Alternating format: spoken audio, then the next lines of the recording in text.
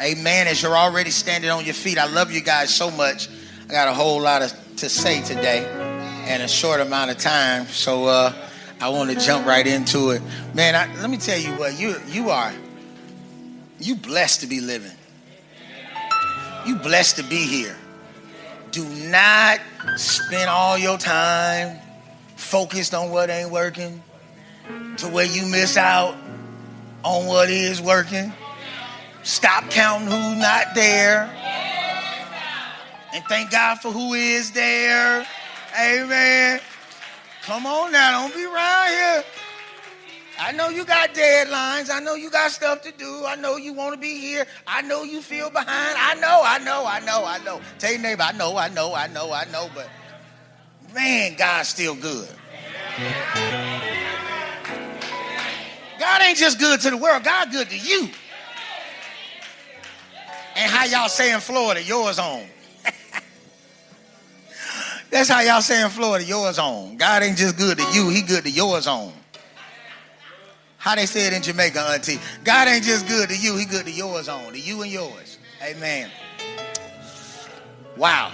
Today I start this relationship series entitled RelationShift. This RelationShift series. Amen. Just give your neighbor a hug right now because they're going to need it after this message. Just give them a pre-message hug because they probably need a hug. I mean, I did. After I wrote it and I needed a hug.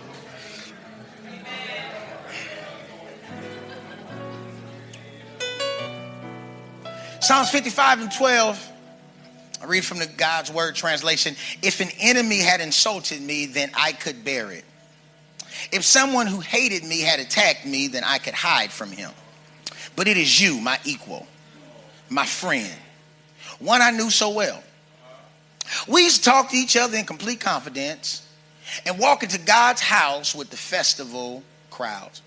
He got so mad at this friend that he told God in verse 15, let death suddenly take them. Wicked people. Let them go in the grave while they still alive. What? You know how mad you got to be to tell God to put somebody in their plot while they alive and let them die like that? I ain't making this stuff in the Bible, man. You thought you the only one had a mean auntie. You know what I'm saying? Look. Who? Because evil lives in their homes as well as in their heart. They evil. God, just throw them in the grave before they die. Let them die like that. Wow. Get yourself together. Verse 16, but I call on God, and the Lord saves me. Morning, noon, and night, I complain and groan, and he listens to my voice.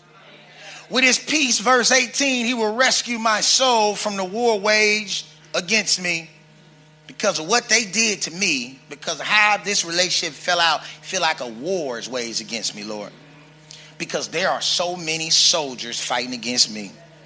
Verse 22, cast thy burden upon the Lord, and he shall sustain thee. May not get to this part till Tuesday, but cast thy burden upon the Lord, excuse me, and he shall sustain thee. Didn't I even say bless me? And he shall never suffer righteousness to be removed. Let me stop playing. I got too much to talk about. Hey, today, in part one of our sermon series, our RelationShift series, today I want to talk about the benefits of bad friends. The benefits of bad friends. Pray with me. May the words of my mouth and the meditation of my heart be acceptable in thy sight. Oh Lord, my strength and my redeemer. Father, I pray that you would bless those in this church at this time, and then that, Father, you would be a blessing to those who are online watching this service now or in the near future. Speak to us, meet us. Don't allow us to be comfortable where we are, but pull us to where you want us. We want what you want for us. In Jesus' name. Everybody saying, sit down. Somebody behind you trying to see the benefits of bad friends. friends. Understand this relationship series will not be limited to the relationship between a husband and wife, a man or a woman, but we will dive into relationships with friends. We'll dive into relationship at work. We'll dive into relationship with parents and loved ones and kids. There needs to be a relationship. Hey, when I learned how to drive, I learned on what they call a manual transmission. Okay, what that's really called is a stick shift, right? So I learned how to drive driving a stick shift. You know, a lot of people don't like to drive a stick shift, huh? A lot of people can't drive a stick shift. Let's be real. We at the real church. A lot of people can't drive at all. They just can't drive. They need to take them people license, cut them up, put holes in it, and it's crazy because it's this crazy chemistry that you had to have in order to drive a stick shift. In order to drive a stick shift, it's this crazy chemistry between the clutch, the gas, and the gear. If any one of them off, it don't work. It's clutch, it's gas. Let off the clutch, simultaneously I'm putting you in the gear. I know if you never drove a stick shift, it's going to bore you. But if you were taught to drive a stick shift, there's this chemistry that you had to have. I had to work with this chemistry with the clutch, the gear, and the gas, and all at the same time protecting myself from ongoing traffic and protecting ongoing traffic from me. I didn't know how to shift correctly, Beth. Nor did I know how to shift consistently. Because even if I did it correctly, it was a hit and miss. And since it was a hit and miss, it wasn't consistent. Wow. So whatever speed I was in was supposed to be determined by the gear I was in. I'm really boring you, but because I couldn't go fast in first gear. I couldn't go fast in first gear. And a lot of times, truth be told, Kiki, I hope you're watching, a lot of times I would find myself stuck on the side of the road like my daughter Kiki gave that girl a car. She had a stick shift for 2 years. It was 18 months until her own in the car. Daddy, I'm stuck on the side of the road. What's wrong? It ain't acting right. Because she was a good cheerleader, but she was not good at working the gears with the clutch, the stick, and the gas,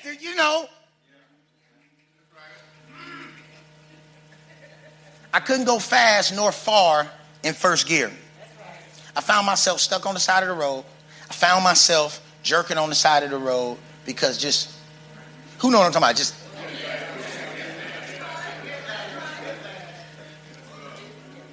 You know what's so crazy? I had what I needed, but I was unable to move forward. Nothing was wrong with that automobile. Nothing was wrong with that car. It was something wrong with the person that was operating it. It's the same thing in some of our relationships. It's not nothing wrong with what's there. Everything's there. But the way we chop it up, the way we communicate. What I said and what you heard was two different things. What you said and what I heard was two different things. Nothing was wrong with the automobile. I was handling them wrong. And for all intents and purposes in this RelationShift series, this is not just for grown folks. This is for teenagers. This is for everybody. There's things you're handling wrong and you expect them to go far and to go well, but it don't work like that when you don't work it like that. Are you handling relationships wrong? Like, are you trying to use control to make decisions in the relationship? Are you trying to use control instead of transparency? When the person you're trying to groom and grow up and help may benefit more from you being transparent about your flaws than for you trying to act perfect like you never made none? Are you trying to bully your way to a blessing? Are you trying to control the narrative about a particular thing so you sabotage when they don't do it your way, because if it's not your way, you gonna mess up the all. Ain't gonna be now way. If it ain't your way, ain't gonna be now way. All right, are you trying to sabotage and talk down? What I learned a long time ago, when people try to sabotage, when people try to talk about me, you know what I said? Absolutely nothing. Because people start coming to check on me based upon the lies other folks were saying about me. Do not waste your time trying to go back and forth with somebody trying to sabotage you. Hush.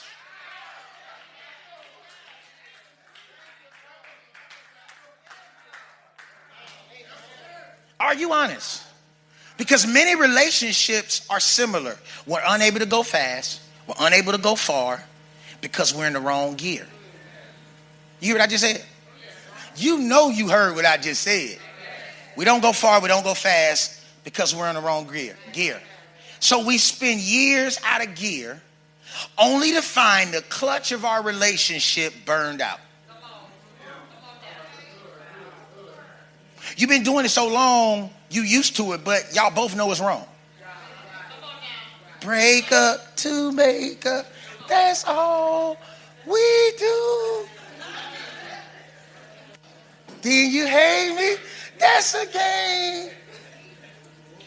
And though we're not limited the relationship teaching today to relationship between a man and a woman, between partners. We're talking about friendships, but we be in the wrong gear in our family.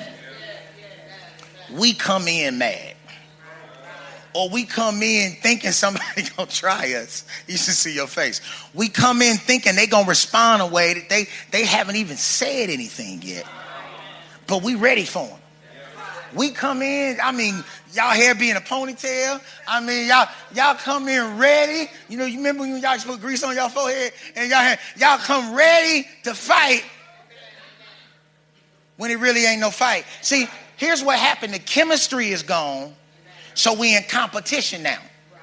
Like y'all live in the same house, got the same last name, but y'all in competition. You trying to prove that you right, they trying to prove that they right, but ain't nobody getting ahead. When the chemistry is gone and it's competition, we listen to win the argument, not the friendship. You heard that? So we listen to win the argument, because that's what we about, the argument. We're not trying to win the friendship. We're trying to win the argument. Proverbs, shame on us. Proverbs 18:24 says a man that has friends must show himself friendly. You got friends, but you need to show yourself friend. You need to be a friend when they're a bad friend. And there's a friend that's still closer than a brother. Here's a question. Have you been a good friend? I'm losing my crowd. Have you been a good friend? You ain't got to tell me. Have you been a good friend? Have you been a good friend? Are you honest with people that you call your friend about stuff? Don't wear that. Don't wear that, girl. Nah, bruh. Don't do that. Don't say that outside to nobody else no more. Are you honest with your friends? Have you been a good friend? What would your friends say? Many relationships are stretched and stressed because we have change. There's been this shifting. It happened in family. It happened in stuff. Like, you changed your mind. Like, you don't want to do that no more. Like, okay, we met doing that, but I don't want to do that no more. I'm grown now. I'm a grandmama now. I'm a grandparent. No, I can't stay out all night. I'm tired. My knees hurt. It's 10 o'clock, and I ain't got nowhere to go, but I'm going home. I just can't stay out all night no more. I'm grown now. I got to get up early in the morning. Getting up early be more important than staying up late. You should see your face. See, but listen, there's a shift that happened, but you didn't tell your friend. Now you want to go to school. Now you want to start a business. Now you want to do this. Now you want to do that. But they still keeping you the old you. We didn't have the courage necessary to tell them. Things that once did it for us don't do it anymore. I want to pray longer. I don't want to just make a decision because I'm mad. I don't want to tell nobody off. I'm tired of conflict. Take too much energy to be arguing. That when you start growing up, I used to have club friends, and then I had about that life friends. And when I want to go do something about that life, I go to them friends. But then I have my club friend. All we want to do is go from club to club and do stuff. We ain't got no business. I knew what set of friends I had. I never took my club friends to do nothing crazy because they wasn't about that life. They wasn't packing pistols. They was packing condoms. They was fun. No, you don't fight. Come on, man. No, I'm serious because we're staying in the wrong gear forever. Here's what's so amazing though. Some relationships God shifted for you. That's where we at. That's really where we at in the text. David just found out that his best friend betrayed him. He just found out the way he did it and how he betrayed him. Didn't get to it in the first service. Probably ain't gonna get to it in this service. But he talks later on at the end of the 55th Psalm. He starts talking about how smooth his friend's words were. Like he was lying on him, but he would almost believe it. The lie was so good. In verses 12 through 14, he explains in verses 12 through 14, he said, if an enemy had insulted me, then I could bear it. If someone had hated me and attacked me, then I could hide from him. You ever knew somebody that was close to somebody and they told you something about somebody, and you know, surely if they said it, you know what I'm talking about? It's like, what did they say? What did they always be with her? Y'all just put some hearts on the screen if you're watching online, because you know I'm telling the truth. It say, here you go. It said, but it's my equal, my best friend. I know him so well. We used to talk to each other in complete confidence. I told you stuff I ain't told nobody. We even went to church together. Who you sitting next to today?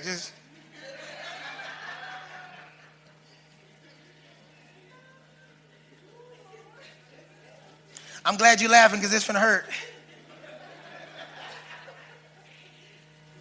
Because there's a blessing behind fake friends. There's a blessing behind bad friends.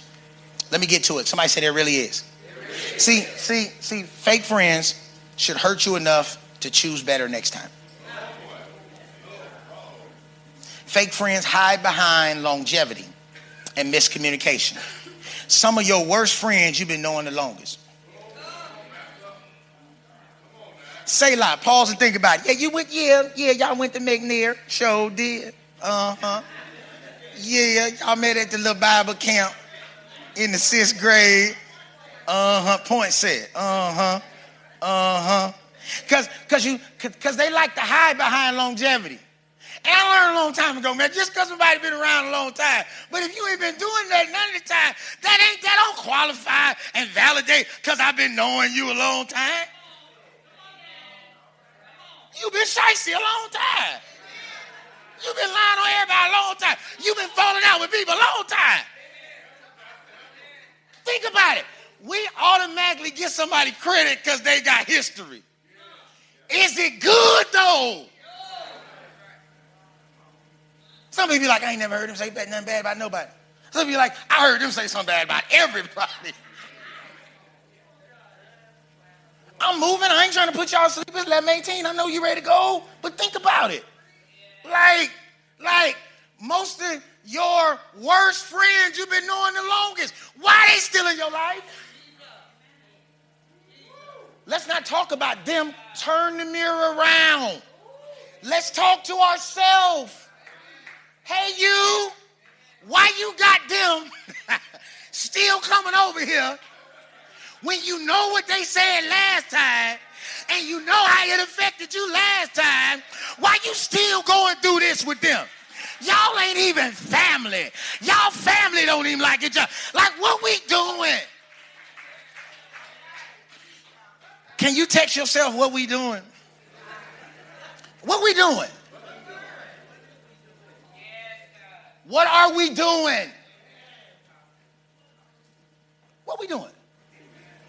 Like, how you got back into that again? And the same thing happened. What we doing? Man, when people start showing you who they are, believe them? Well, they changed and they apologized. No. Man, something remixed in my life and I was like, shoot, they did that 5 years ago. Why am I mad. It ain't got nothing to do with me. They're going to do the same thing to somebody else. I'm going to be just so nice when I see them. Because it ain't got nothing to do with me. It's just me today. They like being miserable. They like being messy. They like going off on people. I don't do that. I build bridges. I'm about relationships. I'm about everybody winning. I can argue. For what? You know, if I comment on something, I just validated you. People didn't even know you. But when I commented on it, I said what they said is somewhat valid because I got to give enough effort, energy, attention to it to stop what I'm doing to address it. You know how many people you didn't propped up that you were supposed to let die down? I'm glad I got good friends because if I put something crazy out there, my friend's going to call me. Good evening, Jada, how are you? If I come, because my friend's going to call me. Jarvis, Pastor, man, if you don't take that mess.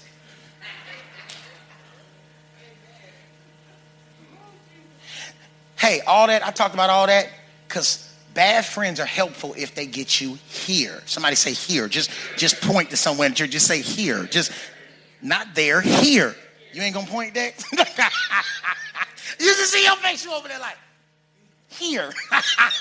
Listen, they're helpful to you if they get you here. Come on, you got to put your shoulder into it. If they get you here. Okay, well, where is here, Pastor? Here is better, not bitter. If all they did in verse 12 through 14, like they did to David, get you to better and not bitter, then here is where you're supposed to be. The best thing that they did for you is to get you from bitter to better. If all that happened and it makes you better at the end, not bitter, then that's all right. Tell somebody that's all right. I got 3 points. Here goes the first one. I'm probably only going to get you to 2 if I'm lucky today. Here's the first one. The benefits of the blessing, the benefits of bad friends, they make you go. Say go. Dexter, I'm not talking about to the bathroom. Chris, I'm not talking about to the bathroom. They make you go. Wow. Somebody say, I go. Look at somebody, say, I go. I'm going to ask you about this tomorrow, Jay, to take good notes. Somebody say, I go. Hey. David says all that happened, but I call on God, and the Lord saves me. Where do they make you go, Pastor? They make me go to God. David abruptly switched from praying for destruction to declaring calm confidence in God. Y'all still there? It's a further indication he was able to leave his crisis and his enemies in the hands of the Lord who would save them. I ain't got time to be running after my enemies because God's going to take care of me. Somebody say, but I call on God. Bad friends got me on go mode. I'm going with God intentions. I'm going after direction God has for my life. I'm going after God's plan. Somebody say God's plan. Bad friends should have you going after God's plan. Since y'all plan didn't work, bad friends should cause you to go after God's plan. Say God's plan. See, in God's plan, when I go through a bad relationship, when I go through a breakup with a close friend, when I go through something, yes, it hits me. Yeah, it stings, but it should send me to a place like he sent David. David says, I go to God. I call on God. Let me really break down what this means, because what this means is I start processing stuff differently. I start planning differently.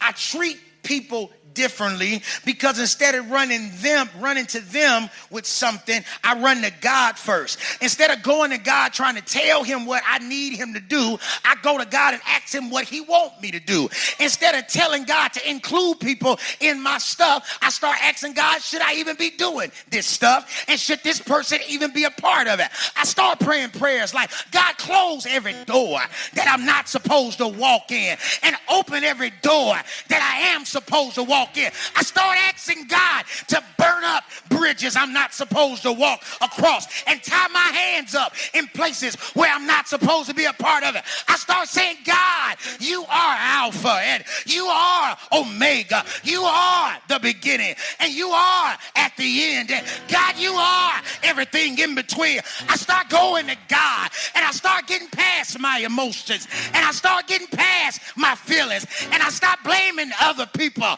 when I invited them in my life in the very first place. Because if I'm going to take my belt off and beat anybody, I need to take my belt off and beat myself, because I was the one that invited them. I was the one that brought them in. I was the one that did it, and I didn't ask God before, so I can't blame God now that I don't like how they treat me. Is anybody here ready to go after God? You thought it was evil, but God meant it for my good. Say yeah, yeah, yeah, yeah, yeah. It gets greater later. I'll be better, not bitter.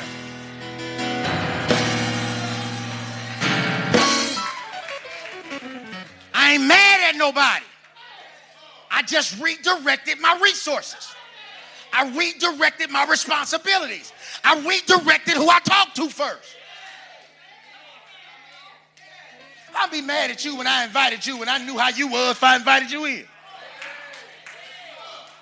You mad at the wrong person. Go talk to God. I done babied this kid. I done spoiled this kid. I done did stuff I shouldn't have did for this kid. I done did this for that one. And now they gonna do this to me? That's because you never went to God. You're so busy trying to please them, you weren't trying to please him. That's why it's friction. That's why it ain't working. You too busy trying to look fly and look right and explain yourself that you ain't seen it. You ain't talked to God. And he got a bone to pick with you. He got a problem with you because everything you asked him, he gave you. And then you talk to everybody else but him. Why would he let that work? Why? I mean, like really, why? Why should that work? He ain't in it. So we put God dead last.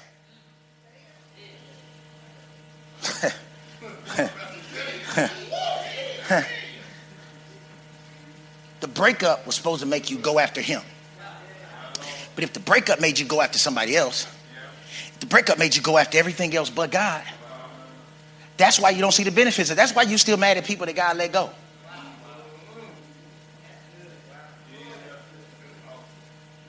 You'll be so upset because you don't get it. You don't get it. You don't get it. I'm reminded Joseph's brothers, I already quoted the scripture, so I won't stay long.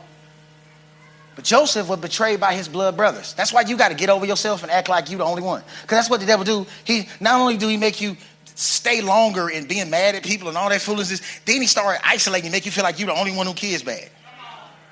You the only one who wife talks sideways or who hubbing something serious or whatever. You just like you the only one. Really, you ain't the only one.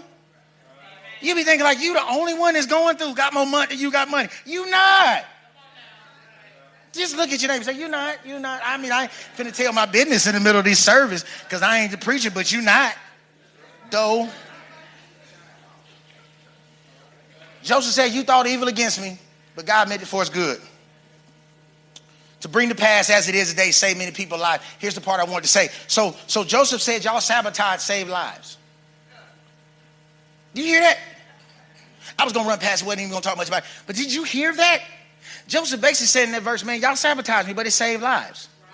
Like if you wouldn't have hurt me the way you hurt me, lied on me the way you lied on me, if I wouldn't have got placed in the pit that I was in, I wouldn't be able to say to people I'm saving now. Like I'm in a position that I could do something with now because of the hell I went through. If it wasn't for the molestation, if it wasn't for the lies, if it wasn't for what they took from you, you would never be a person in that place that can speak to that pain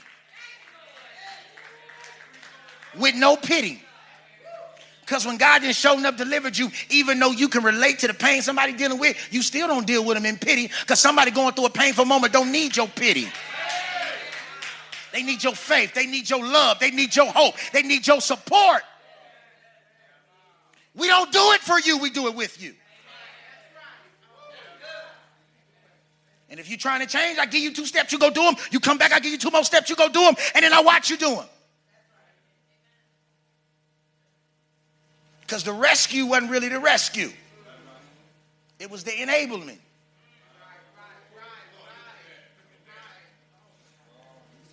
You weren't supposed to rescue. You weren't supposed to rescue. You were supposed to support.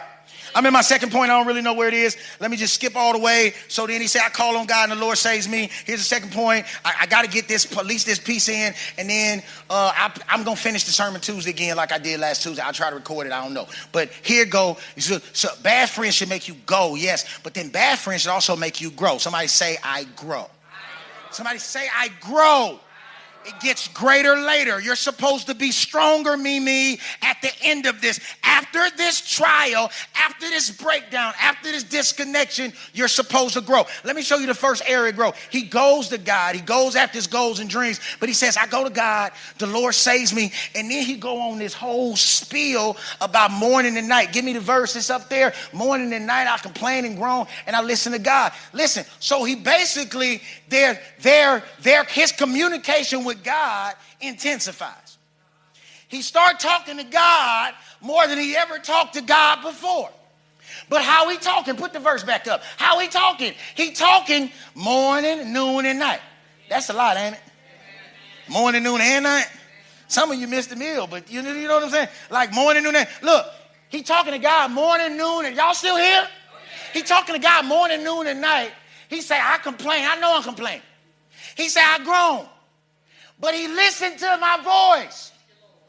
So he getting closer to God because he talking to God more. I don't even know where this is in my notes. I know God told me. But listen, somebody say increase communication. Hey. So the fraud friends made him talk to the Father more frequently.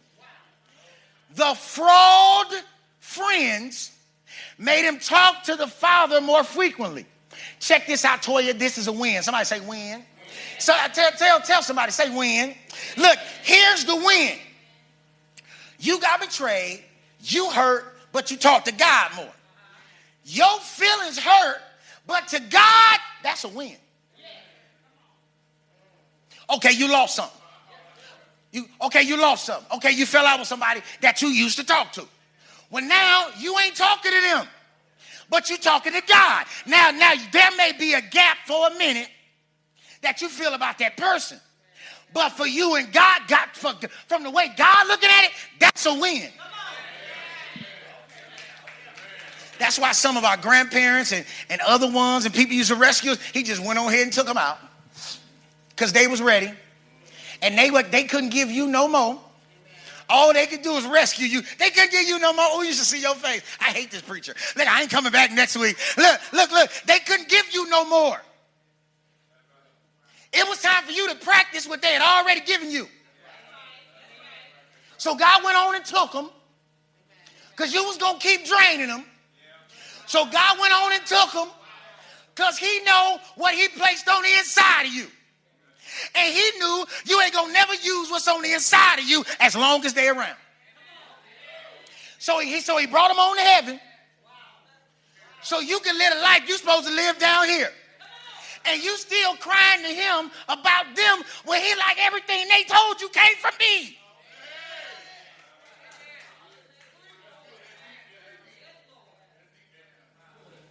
You didn't learn God when you came to the real church. You knew God before you walked up in here. You ain't been talking to him like you supposed to. Hey, here's the deal. Beth, he's able to tell God how he really feels. This spoke to me. I'm closing the sermon. He tells God how he really feels. Hey. He tells God how he really feels. Tell God how you really feel. Some of you ain't move your mouth. It's okay, fine. You're going to be like that. You ain't listen to your teaching class neither. I don't think you're going to listen to the preacher. He tells God how he really feels. Check out how he feels. Give me that other verse, morning, noon, and night. He said, with his peace, he's rescued my soul from the war waged against me. Check this out. From the war waged against me, because there are many soldiers fighting against me.